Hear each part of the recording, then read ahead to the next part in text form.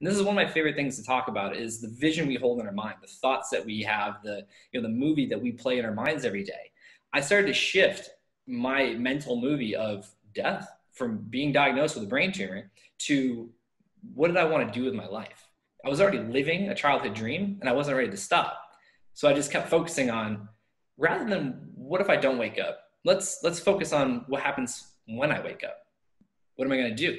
How am I going to do things differently? How am I going to learn from this?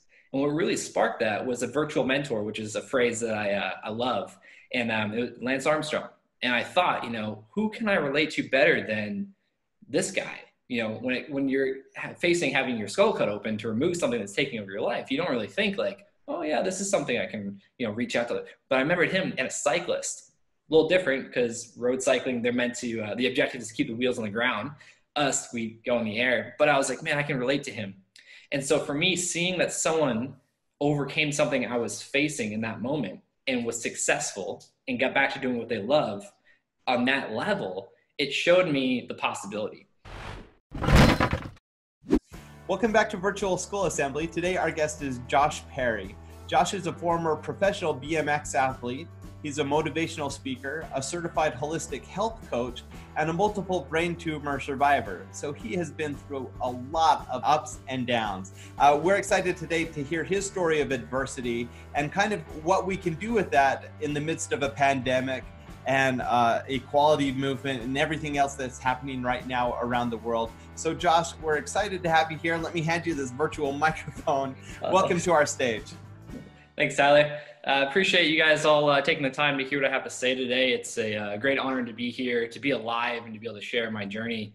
And yeah, the times we're facing right now are times of adversity. There's different ways we have to think, different ways we have to move and do the things we normally want to, or maybe those things aren't really apparent in today. And so I've come to learn that when we have adversity in our lives, we can choose two paths with it. We can either choose to see, the world's out to get me, life's happening to me, or we can look at things, which is the harder way at the beginning, but we can look at things as, hey, this is happening for me. What can I learn from this? For what purpose am I experiencing this? And apologies, my puppy's going crazy on his toy. It's all good. But, a moment that comes to the forefront for me when I experienced this firsthand was I was just turned 21 years old. I was living my dream as a professional BMX athlete, more so than I ever imagined.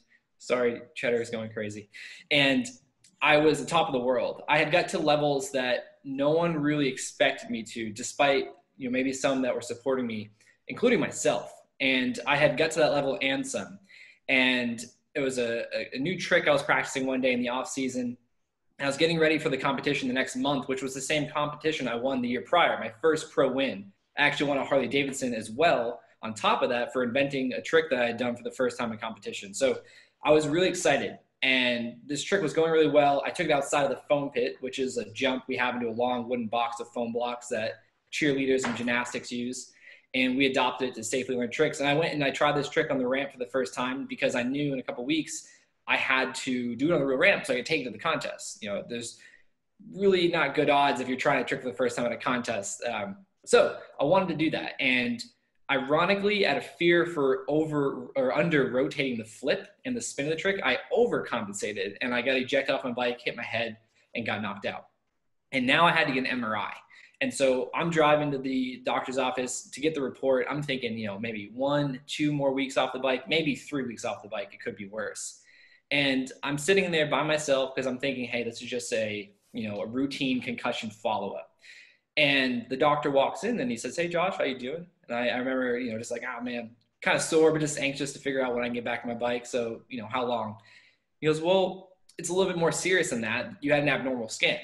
And I thought, like, what do you mean I had an abnormal scan? Did I move? I tend to fall asleep in MRIs, weirdly enough. And so I know if you move, you kind of you have to maybe do a scan again. He said, no, there's no swelling, there's no bleeding. So there's no sign of traumatic brain injury. The images came back clear, but there's something in your brain that shouldn't be there. And at the moment, I laughed out loud. I was like, what do you mean that there's something in my brain that shouldn't be there? I can't put anything in there. So what are you saying? Never thought anything. And then he went on to say, well, this time we don't know if it's benign or cancerous. And right then and there, my heart and my stomach just dropped. And he went on to say, if you want a shot at living, you have to have surgery immediately, and there's still a chance you may not wake up. And you'll probably never ride your bike again, or at the least at the level you do today. And so in that moment, life just stopped. It was like a movie where like a character gets bad news and that ringing noise in the ear sets in and like the camera slowly zooms out while everything's in slow motion. That's how I felt. Because to me, I just heard cancer, never gonna ride your bike again, you may die. Instantly, I thought, why is this happening to me? What did I do to deserve this? Am I really that bad of a person? And so I instantly just felt this victim mentality of like, why me? Like, why does this have to happen to me? I'm living my dream. Like all those people that doubted me, they're going to be right. Like, what are people going to think of me? And all of these things. And it was a course of a week and a half till surgery where I started to shift my mentality. And this is one of my favorite things to talk about is the vision we hold in our mind, the thoughts that we have, the movie that we play in our minds every day. I started to shift my mental movie of death from being diagnosed with a brain tumor to what did I want to do with my life? I was already living a childhood dream and I wasn't ready to stop. So I just kept focusing on, rather than what if I don't wake up, let's focus on what happens when I wake up. What am I going to do? How am I going to do things differently? How am I going to learn from this? And what really sparked that was a virtual mentor, which is a phrase that I love. And it was Lance Armstrong. And I thought, who can I relate to better than this guy? When you're facing having your skull cut open to remove something that's taking over your life, you don't really think like, oh yeah, this is something I can, reach out to. But I remembered him and a cyclist, a little different because road cycling, they're meant to, the objective is to keep the wheels on the ground. Us, we go in the air. But I was like, man, I can relate to him. And so for me, seeing that someone overcame something I was facing in that moment and was successful and got back to doing what they love on that level, it showed me the possibility. And that's when I started to realize, when things happen to us, we can choose the perspective we have. I'm going to, be shy. I'm going to let this cripple me, or I'm going to use this. I'm going to get stronger. Kind of like going to the gym. You go to the gym first time, you get sore when you're done. If you give up, you're never going to get stronger. But if you go back again, you rest, you go back again, you're going to get stronger. It's going to become easier. You're going to learn. And so that's what I did. And that's what I applied to my life. And now with, running my own business today, I apply the same principles, and it's just what allows me to keep overcoming adversities, whether it be stress, it be health, it be injuries, it be financial, the pandemic, it allows me to see what I can improve on. It kind of challenges me, how can I better this situation? Because I've never been the one to settle for the circumstances that aren't aligned with my desire. And so by holding that vision that I'm working towards, it allows me to overcome, the mental and the physical stressors that come about. And it allows me to learn along the way. And it led me here to being able to share with you guys. So that's just something I really love talking about is, the vision we hold in our mind, it's going to influence how we feel. And that's going to influence or dictate how we choose to move through life, which is going to create the reality we live in. If we're not happy with it, go back to the drawing board, start over. So Josh, if I can dig into your story a little bit, can we go back? So back in time to when you got that initial diagnosis and you're told you might never bike again. Did that come to fruition? Were you able to do any more biking after that point? I was back on my bike in 5 weeks. Really? Oh my I goodness. thought best case scenario, maybe a year at that level, and didn't know the skull only takes 4 weeks to fuse back together. So wow. 4-week mark, got the MRI, told me, let's take another week just to, rest and see how things go. I didn't get back, doing backflips or anything at 5 weeks, right. But I got back on my bike, started rolling around the ramps. And then 2 months after that, I was actually back in my first competition back. Wow. That's incredible. So sometimes, when we're talking about adversity, sometimes we get things that alter our lives forever and mean we're never going back. You, of course, were able to do that, at least at some level, and be competitive again, but it certainly altered your life forever. Now you're going on stages all over the country, sharing your message with kids. As you were growing up as a professional athlete, did you think that would be part of your life down the road, that you'd be a speaker and go around, or was this kind of a new development for you? Not at all. I didn't think much past BMX. And I was always told, have a backup plan. But I went to a technical high school, like a trade high school, and that, where I'm from, trade's really big, and friends of the family had landscaping companies, electrical companies. I was really into that. And I was going to this trade school and working in the co-op program. So I could go to work for 2 weeks, go back to school for 2 weeks, on and off for the rest of my high school. And I always had this mentality that if riding doesn't work out, or when I want to stop, or when I have to stop, however it works, I can always go back to school. I could always start a business. I could always go to work. I could always do that. But at the time I was 17 and I was already competing professionally. And I was like, I have to take this chance. And that's where it started, was, knowing that I had this opportunity and I didn't want to miss it.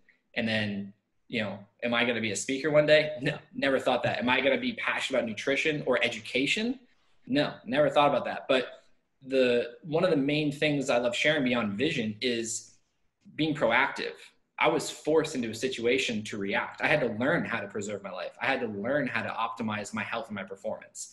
Mm-hmm. And along that way, I talk about your purpose is uncovered through the journey, through the process. Through my process of preserving my life and living my dream, I discovered my passions and my purpose outside of my bike that was higher than just myself, which takes time. But no, I never saw any of that. My dad thinks I'm crazy because I definitely didn't get it from him, he says. And but it's a part of my purpose today. It's aligned with my mission to support other people. And so that's part of the things when you're so focused on your vision and your purpose, the fears that come in, at the end of the day, you push through. I'm not going to lie. I still get nervous, of course. Right. But I still do what I want to do because of that purpose that's there in my mind. Yeah. Now, we've had a ton of professional athletes on the show, and we've had a lot of celebrities. We've had people who have pursued their dreams at a really young age. Now, I actually have a lot of conflict in having these kind of interviews, because as a school teacher, I'm worried about my students who have stars in their eyes, that are going to be famous, that are going to be celebrities, and won't learn how to work, won't learn how to be resilient and overcome obstacles. You were forced into some of your challenges, but obviously in becoming a professional athlete, you had to develop a lot of skills that would serve you well later on in life. Can you talk about some of those things that you did prior to being a professional biker? What were some of the skills that you developed along the way that both enabled you to have success in athletics, but now are enabling you to have success now that you've transitioned into something else? Yeah, I would say it would just be, the work ethic, like the drive, the consistency, and the discipline. Because I had this vision in my mind to accomplish something that not many people get to do, I was very adamant about my schoolwork. I was very adamant about work, and I was very adamant about staying away from things that get me in trouble, that could prevent me from riding my bike. The lens I chose to see the world through was BMX. So everything I looked at, I unconsciously made a decision of, is this going to be good for that goal, or is this going to hurt that goal? And I mean, whatever it was that wasn't in my mind going to help, I didn't do it. But I really think it was because I chose to go to that trade school. I was juggling school and work. Come halfway through sophomore year, it was work, it was school, and it was BMX. And then it was just school, it was BMX. And then it was just work, it was BMX as well. And, I showed my parents that dedication and that trust and that drive. And so they supported me in my decision, because I was 17 when I left home. And I went from Massachusetts to North Carolina, where I live today. And that was in pursuit of that dream. And along the way, I got really passionate about education, but I was forced into doing that. So, when kids come to me and they're like, hey man, I'm seeing success in this area, I have this opportunity, I think I'm just gonna drop out of school, things like that. It's like, for me, I believe that education is so important, but just do bare minimum, what you have to do, finish high school, because I didn't. And that created a lot of struggles for me later on. But thankfully I had the brain tumor wake up call that led me to pursuing, my education further, where now I have certifications in human health and nutrition that most of the population doesn't even understand what I'm talking about. But that came along the way. But I think my route was a little different with different tools I was learning, because I was working as a 15-year-old. I was making anywhere up to $30-$40 an hour in certain jobs we were doing, but I was also disciplined in school. I was also competing as a professional athlete. So I applied all those things, and I went back, got my education, all that stuff. But yeah, so that's some of the advice I love to give is just finish high school at least. Take some time to explore, do what you want. But it's much easier that way. And, being 31 now, when I left school, I was 16, 17. The time, it's you think oh no, I need to do this now. And it's you have so much time. Just get your schoolwork done and then pursue your passions after that. So I want to pull apart the word education for just a minute. As a school teacher, of course, like you do, I want kids to finish high school. I'd love if most of them go on to college or whatever is right for them, whether it's a vocational or technical school or college. But when we talk about education, we're talking about just the process of learning and being educated. And you don't necessarily need school, like formal school, to do that. I get the sense, just because I know a little bit about you, Josh, that you're a lifelong learner. And even had you not gone to school at all, you still really value education. You value learning new skills, being the best at what you're doing at this time. And that's why you have these certifications. That's why you've established expertise in not just one area, but in several areas. So what are some of the things that you've done in your life to become a lifelong learner, to keep this value of learning and education at the forefront of your life? I think it's just always wanting to better myself, always wanting to optimize everything I do. And I believe it comes from experience, so there are certain routes you have to take if your goal is to do X, Y, or Z that requires that. If you want to be a surgeon, you have to go to college and med school. You have to get licenses and degrees, but for what I want to do, if I wanted to, my dream before BMX, not really my dream, but like my goal was to have my own landscaping business. So what did I do? I went to a trade school. I got the education there. I got the experience on the job. And for what I did was a lot of hands-on work and education there. So I love that you said, education isn't just the traditional school route and like reading books and things like that. It's having conversations. It's learning about yourself. It's having experiences. It's taking risks. It's all these things combined into one. And I think we're starting to see the conversation shift out of, you go to high school, you go to college. Oh, you don't know what you want to do? You still go to college. And then, but it's like, no, like maybe let's get some experience, see what you're interested in. Because if I got thrown into college when I was, meant to right after high school, I probably would have wasted time and money. But because I had experience and I learned along the way, I mean, my story is that saved my life. Chasing my dream saved my life. But it gave me a purpose that required me to learn by reading books, by taking courses, by going and having these experiences, working with other people and having conversations like these. And I think that's what encompasses education. It's not just one one thing or another. It's a combination, including experience. Because no matter who is teaching any kind of theory, when it came to getting my knee surgery, I had all sorts of people telling me, you should do this, the books say that. What I did was I talked to surgeons and I talked to athletes that had that procedure. And I got an idea of what they did and what the outcomes were. And the person trying to give me all the advice based on their education in the book was wrong to the surgeon and the athletes. And I went with their version and I've been successful with that. So that's where I believe that experience in terms of education comes into hand a lot. Yeah, I think that's crazy. I've actually had a similar experience with my own health and some sports injuries that I've had. And isn't it amazing that we kind of put doctors up on this pedestal, that they went to school the longest, they got all this education, but they're wrong all the time. And so you have to... human beings like us. Yeah. They just happen to know some things. And they're really good at what they do. And they had to train and they had to do things for a long time. But that's the amazing thing about living in our world today, where we have access to so many resources, including human capital, where we can reach out to people who have had the experiences that we're seeking to have. We can have conversations like this. And I'm actually really excited to dive into this next section. I don't know a lot about the professional world of BMX riding. And so I want to hear a little bit about it from you. So for our audience who's less familiar with just that whole world, tell us a little bit about what you competed in, what was your event or events, and what was kind of the highlight for you of being a professional athlete? Yeah, so I'd start with that. The highlight, I think, was traveling the world and making friends around the world. Going to places I learned in history class, then getting to experience them. Like, because of BMX, I've been able to go perform for our troops in Iraq and Saudi Arabia and Oman and all these other, like India, like for example. And I never thought I'd ever see those parts of the world. And I get paid to go do what I love there and share that with other people. So I think one of my favorite things about the world of BMX is competitions are globally. Like NBA is just in America, and then you have professionals, basketball and other. But like BMX, there's professional contests everywhere, and it's all part of the same series. So you make friends And that's been my favorite part. For people that aren't familiar with what the discipline of BMX that I competed in, it's called freestyle. So you have BMX racing, that's a whole different world. BMX freestyle, you have like the vert ramps, the dirt jumps, you have the street riding, the park riding, like the X Games.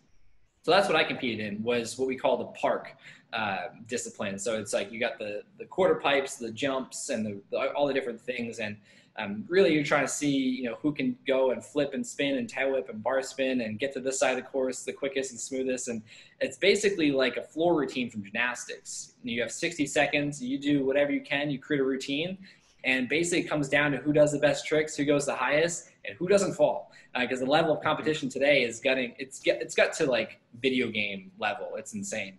But that was what I competed in primarily. I did a few dirt jumping contests out in France, and I think that was it actually. But I always enjoyed riding the dirt jumps, like through the woods, and just it's a cool feeling. But one of my favorite parts, beyond just the tricks and the freedom of creativity there, was just the friends around the world that I meet from seeing the places that I learned about in school, and some that I didn't learn about that I got to learn there. So that was pretty cool. Yeah, that's really cool. Well, as we wrap up here, we are talking to kids all around the world, and we're in a unique time in human history where there's a lot going on right now, a lot of fear, a lot of uncertainty. So as someone who has experienced a lot of adversity in your life and have had to pivot and change and adjust your long-term plans, what advice would you give to the kids out there who are watching this that are looking at this uncertain future and really don't know what to expect down the road? I'd say just out of your perspective, things could always be worse, but you're watching this, you're alive. You have a chance to change how your tomorrow looks, how to change your immediate. It starts with your thoughts though. And, really, really auditing, what you're thinking about and how, like what angle you're coming from this is. For me, it's like, the gyms are closed. I could be upset about that. Or it's like, how can I pivot? How can I work out at home? At least I have my health. At least I'm able to do things.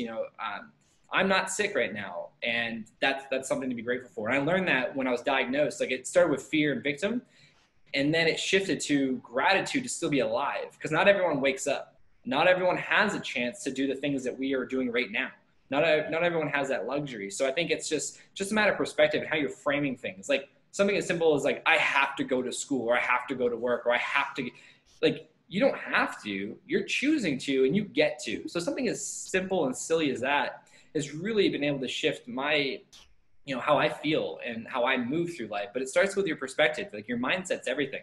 So I just think when we're facing a global challenge like this, it's like, what do you have to be thankful for? Because we're kind of conditioned in society today to be, comparing ourselves and to be, feeling lack of things and, all these things. But it's like, you have so much right in front of you that you're overlooking, but we're hardwired to do that. So I just think that that's one of the most important things, is just your perspective on situations and your reality and where you want to go, that vision. What are you trying to accomplish? How do you want to feel? How do you want to think? Things like that. Yeah, that's a really good perspective. And interestingly, we've had a lot of speakers who have traveled a lot, who have similar sentiments, that we forget how much we have here and what we can be grateful for. And sometimes it's good to get outside of our state or outside of our city. Bottles of water, and you'll have a very different perspective of where you come from when you get home. Yep. Yep. So awesome perspective. Josh, thank you so much for spending some time with us today. It's been great to hear your story, to learn a little bit more about BMX, and of course for the advice that you've given kids. If the kids watching this want to follow you more closely, or if they want to connect with you on social or something like that, where's the best place for them to find you online? So all my social media handles are just at Josh Perry BMX. The website's just joshperrybmx.com. If you send me a Instagram message, that's where I'm most active with communicating with people. But you can send me a message through my website too if you want to, get on call, chat, ask questions, share things. I'm always down to connect with people, and so yeah, I'm any social media platform, just Josh Perry BMX. Very cool. Thank you so much for your time. Thank you.